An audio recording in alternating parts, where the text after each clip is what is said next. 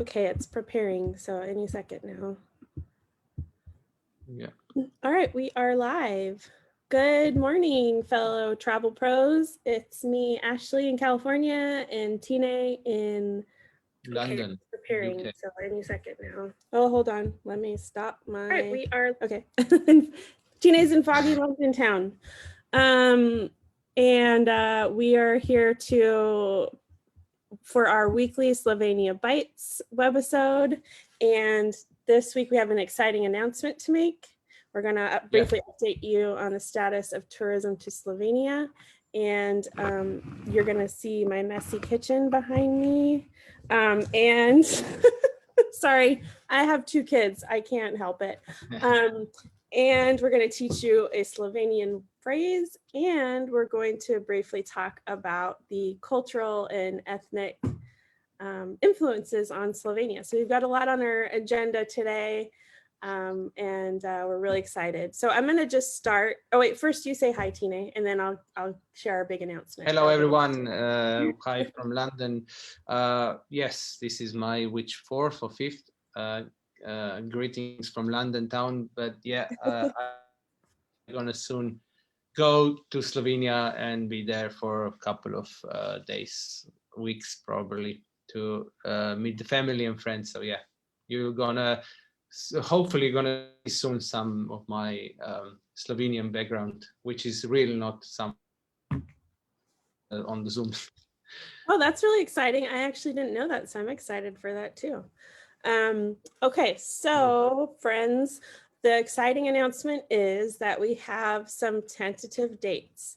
We have been, or I should say Tine has been working closely with the Slovenian Tourism Board, and we're developing a really exciting partnership with them that will hopefully bring down the cost of the FAM for you all. And with that, there's some very specific events lined up. And that means that we have some tentative dates, which are dun, dun, dun, the 10th through the 18th of September this year, which I think is going to be a really nice time of year to be in Slovenia, actually.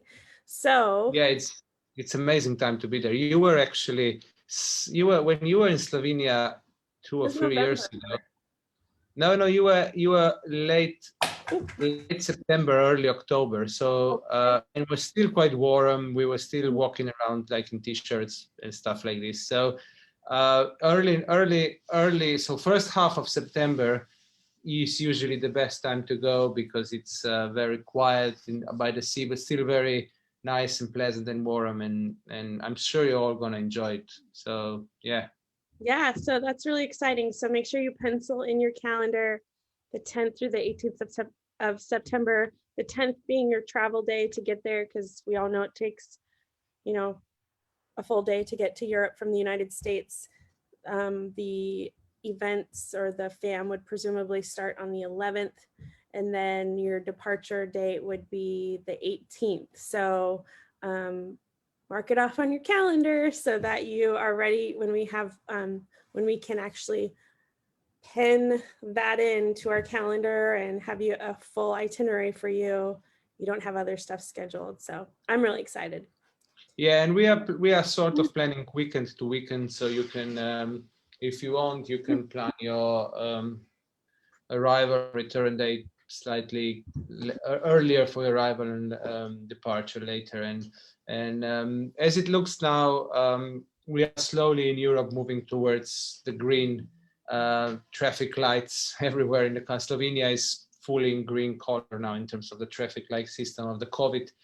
And I think there are mixed messages from European countries which one is open and which not, but sooner or later the EU and the UK and all countries will agree on what's the procedure of travel, and I'm sure it will include the American travelers as well. So most likely will be still some testing involved, but that's all that I expect, especially for the vaccinated ones.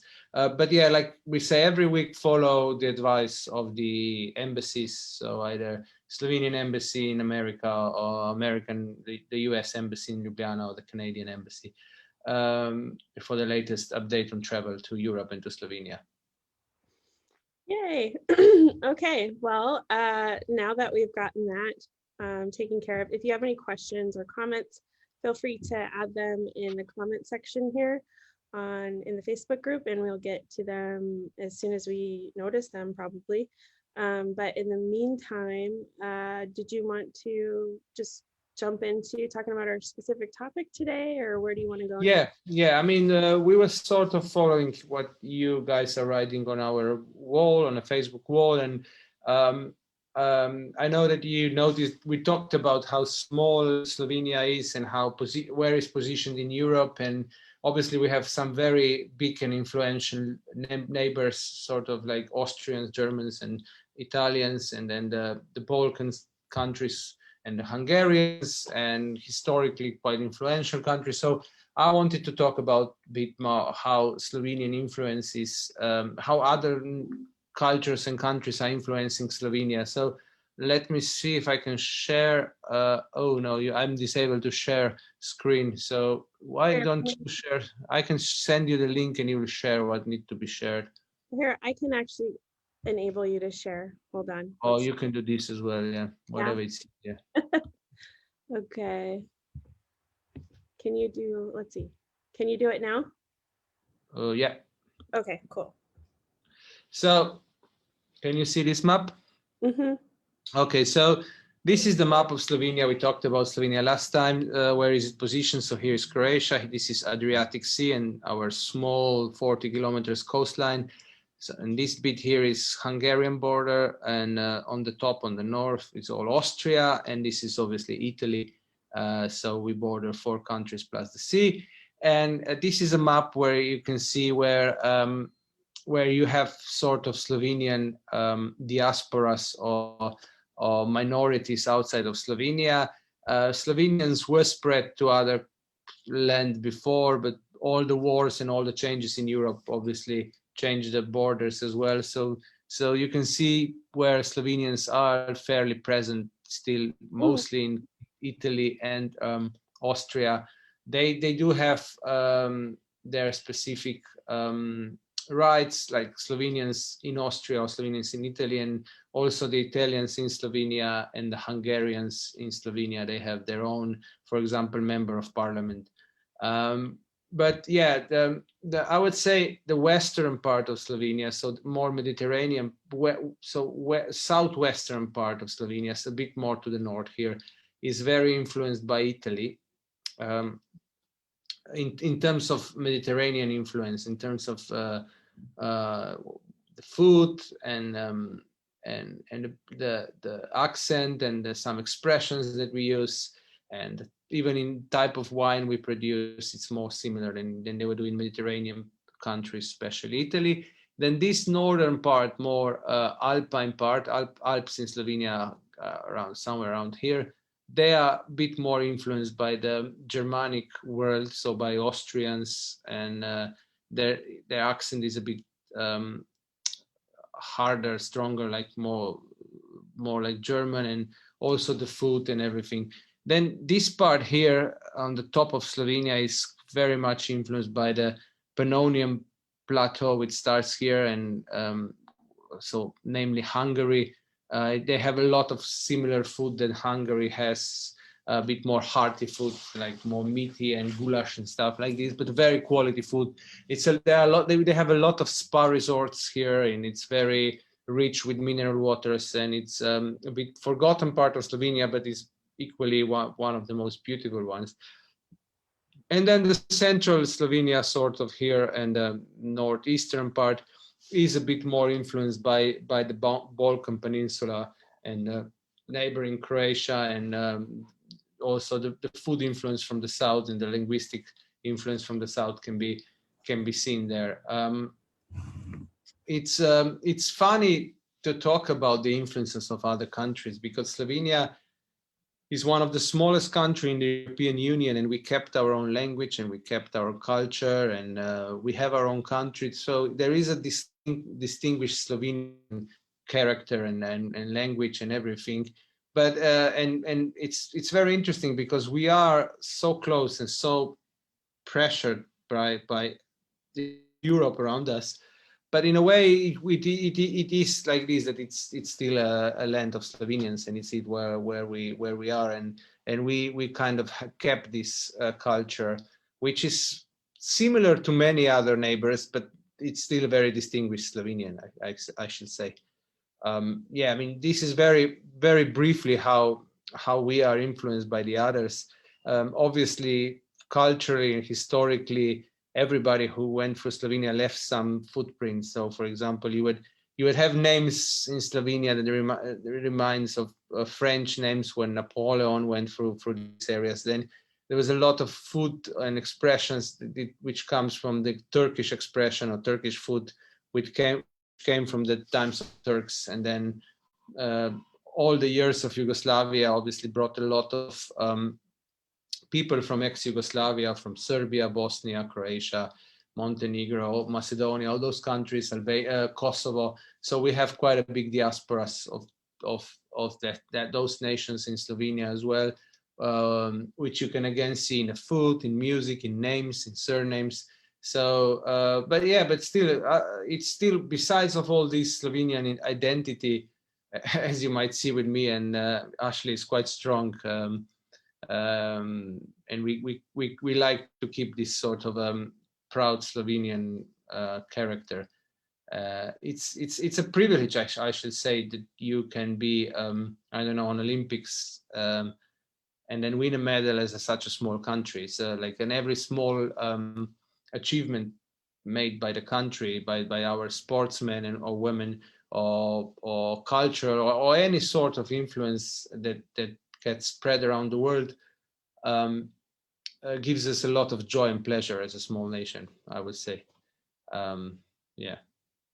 Oh, yeah. I have a couple of questions for you too. So one is, I noticed that the Slovenes don't really spread down south beyond Croatia. Is that because there's a river there, or do you have any idea why? Is there like a strong delineation between Croatians and Slovenians, or any? You mean what here?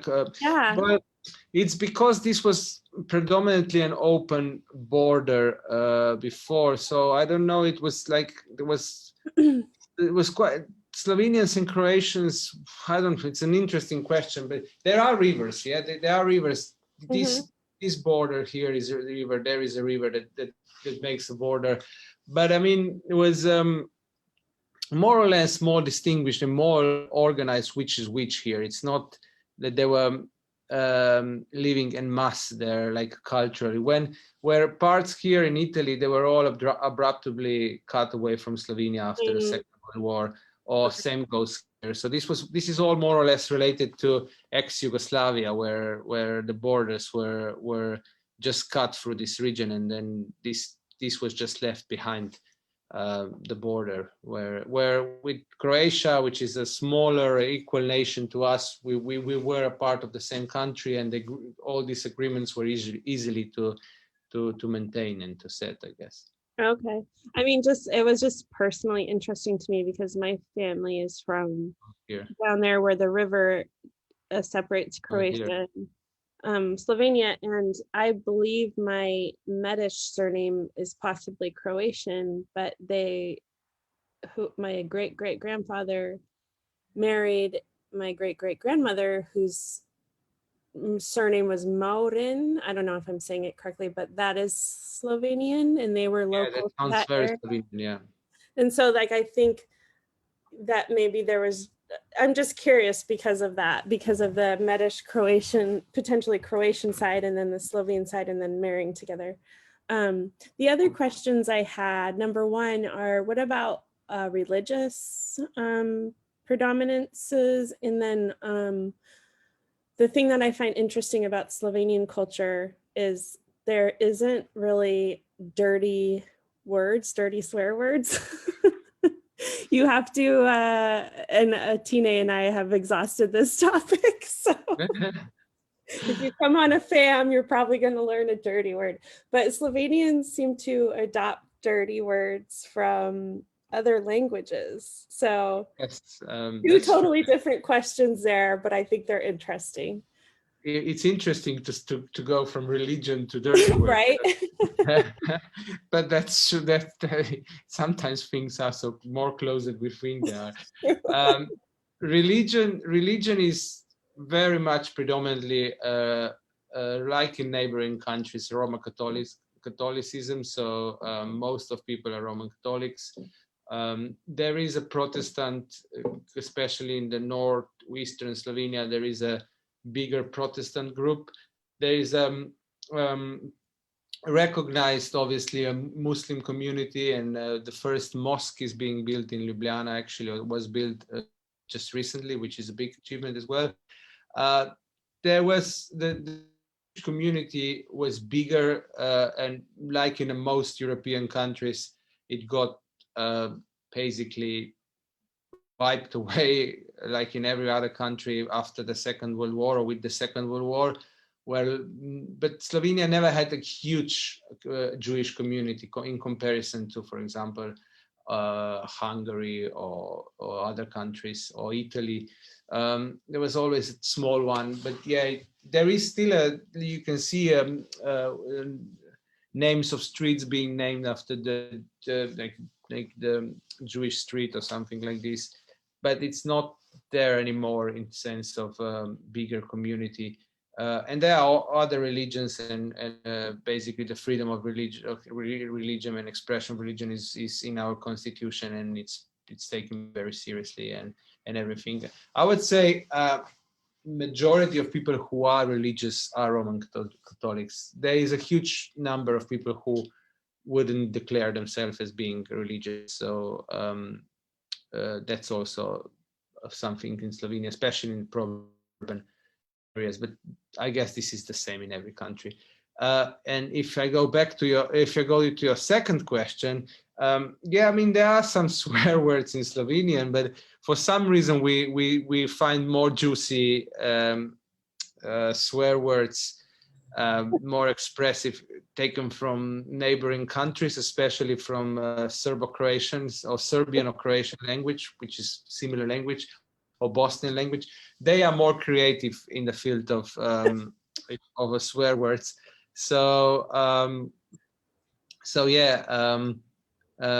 we like to borrow them there, or maybe even from Italian. Like quite a few, especially in my region, which more here, whereas the Italy, we have adopted some classic Italian swear words, and of course, like everybody else, there are too many English swear words that are adopted as well. But the basis is that Slovenian, like the pristine Slovenian language, is a bit weak on the quality swear words. So. I wonder if there's some, because there's obviously so much pride in the Slovenian language, how you've maintained it in such a small country, such a small population over, thousands of years, and that's what defines the Slovenian people is the language. I wonder if there's like a part of the culture that's like, we won't tarnish this language with swear words, and so we'll maybe I don't know, maybe yeah. we're just, because it's a small language and people travel a lot and we have so many neighbors that then it was always more creative to wish something either good or bad in a language that not everybody else understands. So I don't know. Well, because like I think of like and I don't even know that they're swear words, they're just like expressions of exasperation or whatever. Like there's one like 300 hairy bears or something, and like the road is white. Like there's different Yes, yeah, or that, the like, white mouse or some. Yeah, there are some very very humble swear words, which, yeah, the 300 hairy bears is it's just, I don't know, I would have to read actually where does it come from and what's the background of it. Maybe it's not, maybe if I read into it, the background is not that innocent that we think it is. true. I don't know. Yeah. You never. Yeah, because that was like the closest I could think, I mean, obviously I'm not a scholar in the language, but like those were some of like the most expressive phrases I could find. And I mean, I love it, and it's just fascinating to me. So We can do a research when we all are in September in Slovenia and just true. go around and express and try our swear words on Slovenians, and let's see how they react. I'm sure they will find it fun. Okay, well, that was very interesting. Thank you for sharing all that, and thanks for entertaining my questions. I think we're running out of time, so we have one word we're going to share, and it's the expression is for good day, or is it good afternoon? What is it technically? Good day. Good Yeah, day. good day. Good day. Or yeah. Okay, Good day. so let me try to show my screen so they can see what it looks like. Yes, I'll stop sharing. Wait a second. Now you go. Here you go. Okay. I have, of course, like all kinds of stuff on this screen. So if you focus in on this part right here, the phrase is Dober dan. Did I say Excellent. that okay? Yeah, very good. Dober You dan. are mastering Slovenian already. Yeah. Ooh, I've got like 5 words. But those are quite important one that we went through. So yeah, Dober dan is a very basic and very good word to learn to start with, because you can say it every day and it's not just good afternoon. You can say Dober dan in the morning as well. It just means good day. Good day. Okay. Yeah. So And I feel like it's a more polite way to say hello than živio, which we taught 2 yeah, weeks živio ago. is more hi. So hi, Yeah. hello. And So Dober dan it's more polite or more official. Like yeah, it's more. You can say it to everyone. You can't really say živio to, I don't know, some elderly or in more formal way. It would be weird to if you say živio. But if you say Dober dan, it's more formal. Yeah. Okay, yeah. So this is a good one to remember, folks. Dober dan. And if you remember 3 weeks ago, we taught you Dober tek. So there's a connection there, Dober, which I'm guessing means like good, or exactly. So you might see this word more often, Dober or Dobro. Doesn't that mean something similar? Dobro? Yeah, Dobra is for female, so it's for feminine. So Dobra večerja, which means good supper or good dinner. Dobra is for the whatever, because whatever, if it's for the feminine word. So yeah. And dobro došli, which or Dobro is again, it is then for the what's the neutral gender. So dobro, dober, dobro, dobra. Great. It's like in German, you have die der das, you know. In German, you have this in more than in English. So cool. Yeah. So I learned something new, because I looked at those words and they all sounded similar, and they all sort of implied like good or well or whatever. And so I was wondering if there's a connection. So that's cool to learn that as well. Is there anything else? I'm not quite sure what our topic will be next week, but we're excited. We're going to start inviting some guests who are experts. Yeah, that's exciting as well. We want to try to get some Slovenian guests, maybe some of our hosts for the fam trip as well. So we will try to cover topics and regions of Slovenia. So please vote whatever, or write us whatever are your preferences. And we will try to get some specialists from the area of whatever we're going to cover. So it's not going to be just our boring faces. Every week we're going to invite some interesting Slovenians to join us here as well. Yeah, fantastic. Well, thanks everyone for joining us, and we will see you next week on Slovenia Bites, Tapas for your travel bug.